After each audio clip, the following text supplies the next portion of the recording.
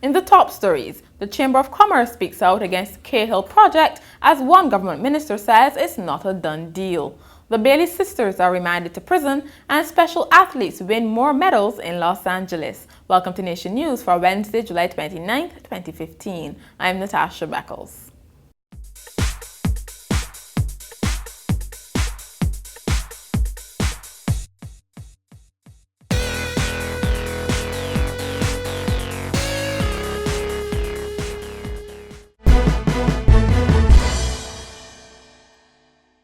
The Barbados Chamber of Commerce and Industry has come out against the waste-to-energy project by Cahill Energy, and President Tracy Shuffler says there are too many unanswered questions about the $700 million project.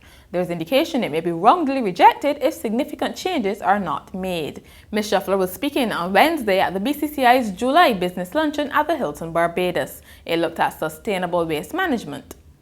There may be a waste-to-energy solution which could suit Barbados's needs in terms of capacity, cost, and environmental and technological compatibility. From all that we have seen of the proposed Cahill mega waste-to-energy project so far, however, too many questions remain unanswered about each of these criteria. While there is nothing wrong with being on the leading edge of technology, we also need not use the proverbial sledgehammer to kill an ant.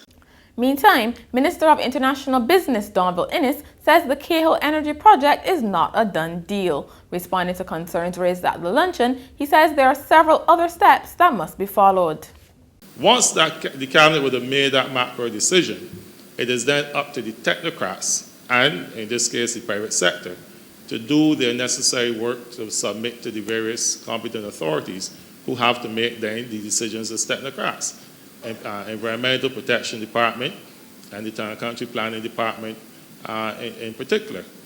But it's not that the government would sit and say, well, this is your project and these are the details around the project.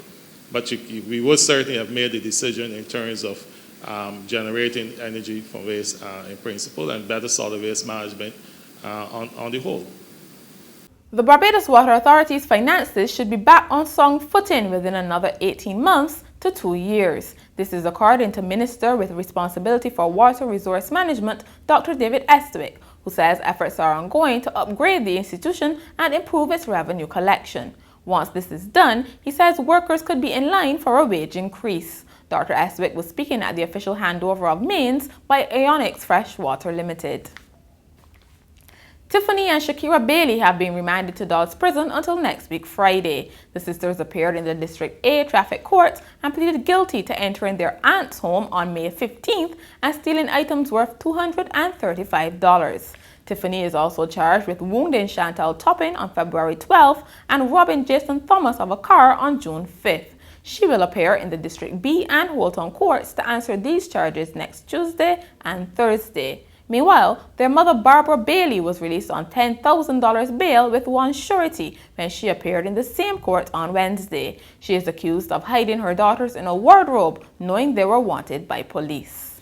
Minister of Finance Chris Sinkler has been presented with about 400 signed postcards petitioning government to prioritize spending on social development and the environment. It is part of the region-wide Action 2015 Caribbean campaign organized by the Caribbean Policy Development Institute.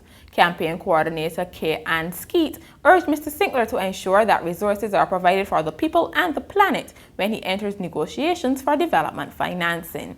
Speaking during the presentation on Wednesday, Mr. Sinkler said sourcing such funds continues to be a challenge. I can speak about this issue because we have been graduating in many institutions from concessional financing and from development financing, such as the World Bank. Yes. So we have to go cut our way through the private capital markets, which are hostile, very unforgiving, and we have to borrow resources at very high rates, depending on where we are at the time in our own political and economic standing. So it is very challenging, and we feel that there must be a global platform in which we can speak to more industrialized, more accomplished countries about how much they want to contribute, how much they should contribute to maintaining global peace and stability to enhancing development and to ensuring that all citizens can contribute to the development of our societies. Barbados has made a lot of progress in terms of social change, but greater attention now needs to be paid to economic development. This is the view of Independent Senator John Watson, who spoke during a ceremony to mark the Day of National Significance on Sunday. I believe economic franchisement has to be the hallmark of our activities in Barbados going forward from today. Economic enfranchisement may have started a little while back without us realizing it. If we think in terms of free education in Barbados, you would have realized that that free education would have given us the opportunity to build our knowledge and also to be able to innovate and create business for ourselves. When the Democratic Labour Party won the government in 2008, one of the things that was promised was a 40% procurement of government, 40% of government's procurement to go to small and medium-sized businesses in Barbados. That in itself is in a way creating economic enfranchisement for black people in Barbados. And that is a policy that I think needs to be followed.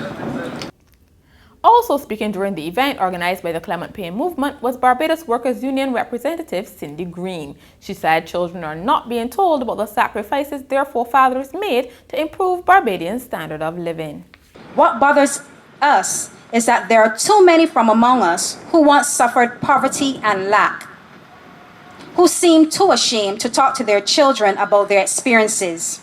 So our children are not made aware of the significant sacrifice which our heroes, Clement Payne, Grant Lee Adams, Hugh Springer, and Frank Walcott, made to create a better Barbados for us all. We regrettably have become a society whose obsession seems to be lightheartedness and jump and wave and consumerism, so that July 26 is not accorded the significance that it truly deserves. We recall that the Right Excellence of Frank Walcott, who trumpeted the appeals to have July 26 given the status it deserves, always made reference to the Americans who give reverence to July 4th and the French to Bastille Day. Israel Lovell's commitment to the fight for the working class has been lauded. His life was chronicled on Monday night by lecturer Dr. Rodney Worrell as he addressed the 25th anniversary celebrations of the Israel Lovell Foundation. Dr. Worrell said the freedom fighter made a significant contribution to the cause of Pan-Africanism and the struggle for unity and social justice in Barbados. He said one of Mr. Lovell's messages remain crucial even today. That is, be careful how you vote.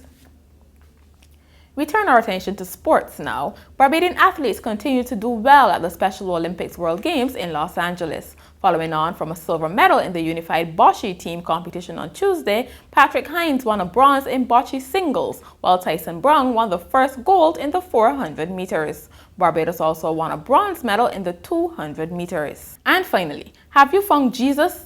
That's what employees at a Rhode Island soup kitchen are asking after a statue of Joseph carrying baby Jesus disappeared from the garden. Director Adrian Marchetti said kitchen staff will take back the statue, no questions asked, and even offer a free meal to the person who returns it. She says the statue is not valuable, but it inspires volunteers and brings good mojo to the kitchen. Ms. Marchetti says it's possible someone took it to repair Joseph's head, which was coming loose. And that's Nation News for Wednesday. For more, log on to nationnews.com, as well as YouTube, Facebook, and Twitter. Remember to pick up your Daily Nation on Thursday or subscribe to our e-paper. Thank you so much for joining us.